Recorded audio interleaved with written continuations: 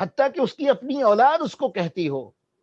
یا اسفا علی یوسف، جب وہ باپ یہ بات کہتا ہو تو اس کی اولاد اسے کہتی ہو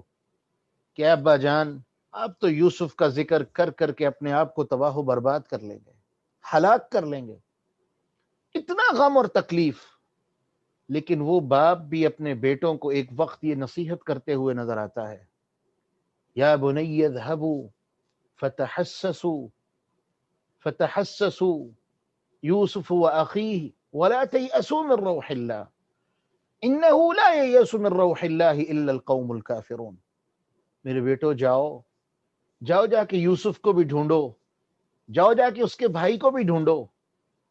اور اللہ کی رحمت سے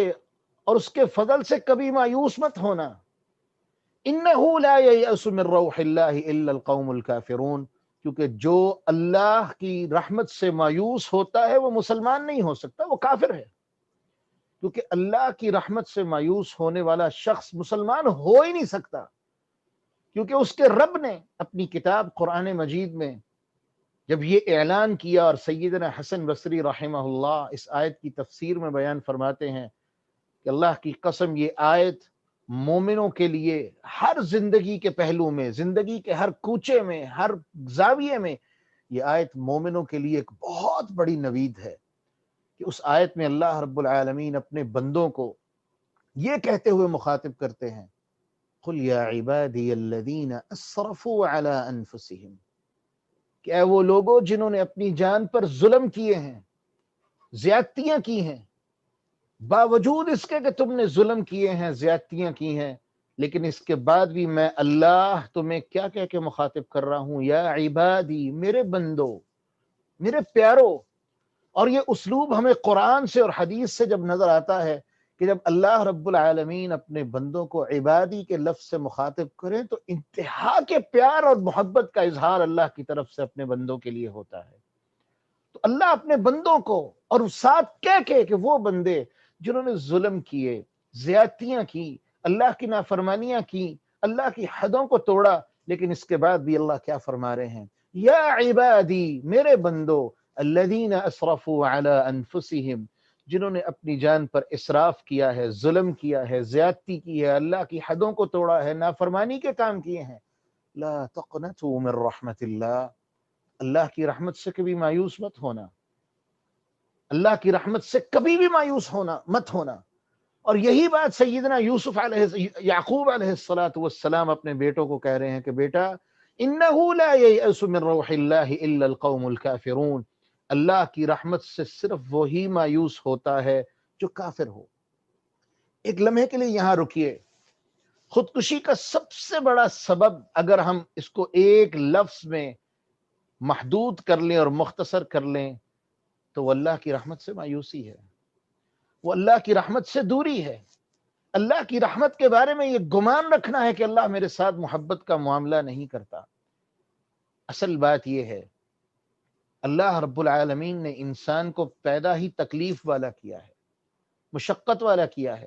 اللہ رب العالمین قرآن مجید میں بیان فرماتے ہیں کہ لَقَدْ خَلَقْنَا الْإِنسَانَ فِي كَبَدٍ، اور لوگوں، ہم نے انسان کو پیدا ہی تکلیف والا اور مشقت والا اور مصیبت والا کیا ہے۔ یہ ہو ہی نہیں سکتا کہ کوئی انسان دنیا میں ایسا ہو جس کی زندگی صرف آسائشوں کا مجموعہ ہو اور اسے کوئی تکلیف نہ آتی ہو۔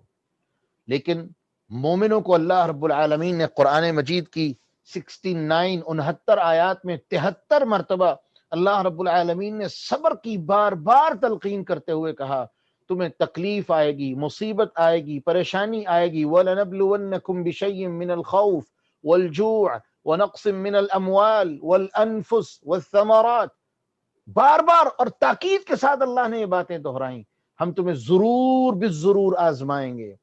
الف لام میم احسب الناس ان يتركوا ان يقولوا آمنا وهم لا يفتنون، اللہ رب العالمین فرماتے ہیں کہ لوگوں نے یہ سمجھ لیا ہے کہ وہ ایمان کا دعویٰ کرنے والے ہوں اور اس کے بعد ہم ان کے حال پہ چھوڑ دیں گے اور ان کی آزمائش نہیں ہوگی۔ کبھی بھی ایسا نہیں ہوگا۔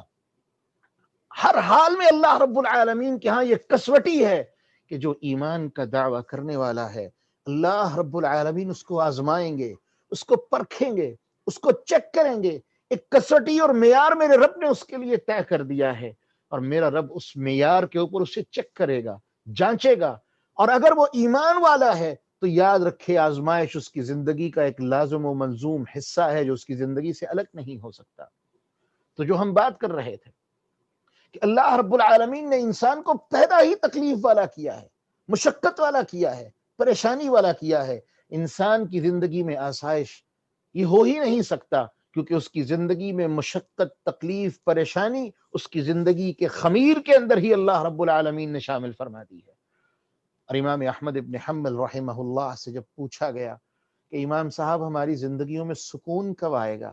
چین کب آئے گا، اطمینان اور راحت کب نصیب ہوگی، فرمایا جب جنت کے اندر پہلا قدم رکھو گے، تکلیفیں، پریشانیاں، مصیبتیں، بیماریاں یہ سب پیچھے رہ جائیں گی اور تمہاری زندگی میں صرف چین اور سکون باقی رہ جائے گا۔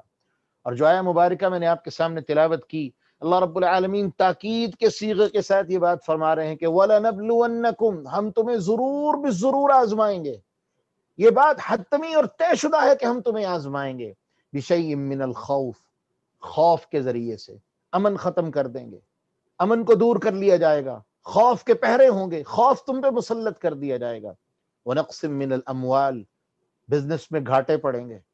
مال چھن جائے گا، مال ضائع ہو جائے گا، کسی طرح سے بھی آزما سکتے ہیں۔ والانفس، تمہارے پیارے تم سے دور چلے جائیں گے، تمہارے پیاروں کو ہم تم سے چھین لیں گے، واپس لے لیں گے، تمہارے پیاروں کو تم سے واپس لے لیں گے، جن سے تمہاری جانیں جڑی ہوئی ہیں ان کو تم سے جدا کر دیں گے۔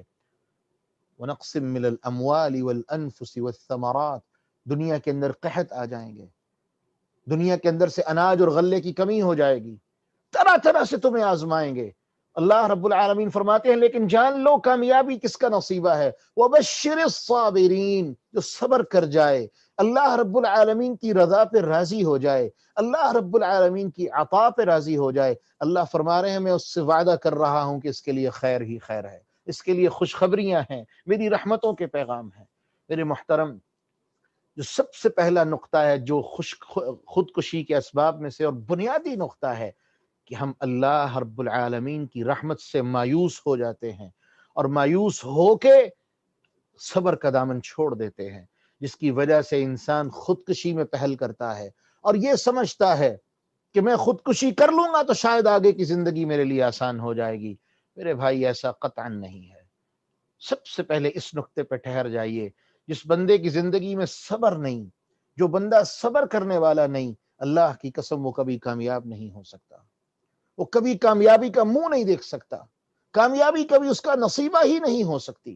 انبیاء علیہم الصلاۃ والسلام، سیدنا انس رضی اللہ عنہ روایت کرتے ہیں، بخاری اور مسلم کی متفق علیہ روایت ہے، کائنات میں سب سے زیادہ ابتلا، سب سے زیادہ آزمائش، سب سے زیادہ تکلیفیں، سب سے زیادہ پریشانیاں اگر کسی پہ آتی ہیں تو وہ انبیاء علیہم الصلاۃ والسلام ہیں۔ آقا علیہ الصلاۃ والسلام فرماتے ہیں سب سے زیادہ ابتلائیں اللہ انبیاء پر بھیجتا ہے، ثم الامثل فالامثل، اور اس کے بعد پھر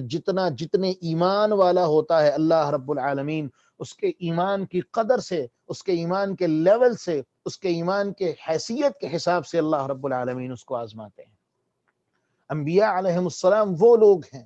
جن کو اللہ رب العالمین نے خود چنا۔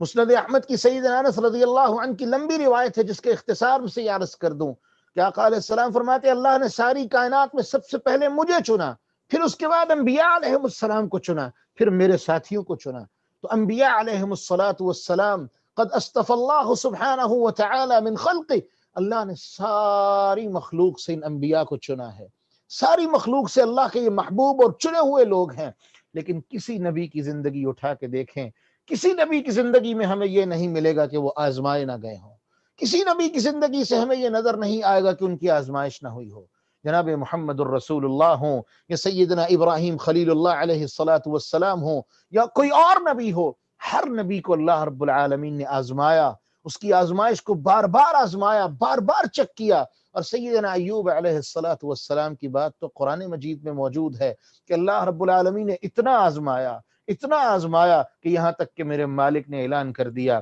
انا وجدناہ صابرا، کہ ہم نے ایوب کو بڑا ہی صبر کرنے والا پایا ہے، بڑا ہی صبر کرنے والا پایا ہے، یہ انتہا کا صبر کرنے والا ہے۔ اور میرے مالک نے قرآن میں جا بجا یہ بات کہہ دی کہ ایمان والو صبر کرتے رہو، ایمان والو صبر کرتے رہو، اور یاد رکھیں یہ صبر کوئی معمولی چیز نہیں ہے۔ اس صبر کی وجہ سے میرا